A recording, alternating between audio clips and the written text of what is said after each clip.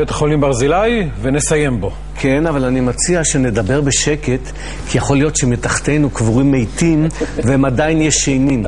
אם נרגיז את המתים, ייתכן שהם יברחו לנו כשם שבורחים מאיתנו המוחות. עוד מעט, אם נרצה שלא תיפסק בריחת המוחות, נצטרך לייבא מוחות מחול, כי לנו לא נשאר. אין ספק שהטיפשות לא בורחת. היא תישאר פה איתנו לנצח או עד תחיית המתים, מה שיבוא קודם.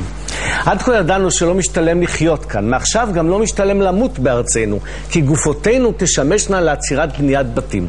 תראו לעצמכם הודעת אבל, אהובנו משה בן אהרון איננו תרם את גופתו לעצירת בניית הקניון החדש בבאר שבע.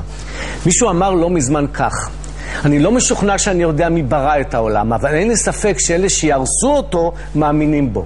לי נמאס מחוסר המעש, ולכן הכנתי לעצמי כרטיס שאותו אני מחזיק בארנק ליד כרטיס אדי שלי, ושעליו כתוב אני מוכן שיבנו עליי. באותיות קטנות אני הוספתי: אין להתחיל בבנייה לפני שמראים לי, כלומר לנפטר, את תוכניות הבנייה, כי גם בתור מת יהודי יש לי העדפות, שהרי כאשר אקום לתחייה אני לא אצטרך קניון באופן דחוף, אבל בדיקות ראשוניות בחדר המיון אחרי שכיבה ארוכה כל כך הן בהחלט רעיון טוב. אי אפשר לבוא בטענות לתקשורת בעניין ליצנותו של ליצמן. הנושא טופל בחריפות, וכמו שאומרים, לא נתנו לו להיקבר.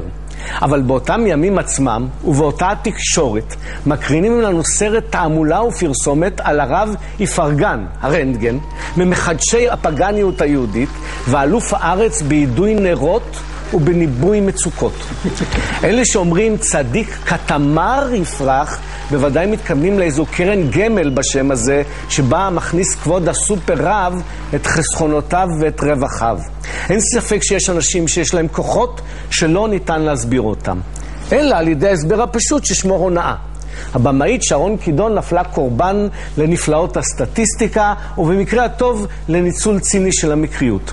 צריך להביא את הרנטגן לאתר בית החולים באשקלון, שיצלם את עצמות המתים, ואם ירצה כבודו ינוחו אבותינו הפלישתים בשלום על משכבם, והרופאים יאמרו אחות אינפוזיה בבקשה, ואנחנו נאמר אמן. תודה רבה. אמן ואמן, תודה רבה.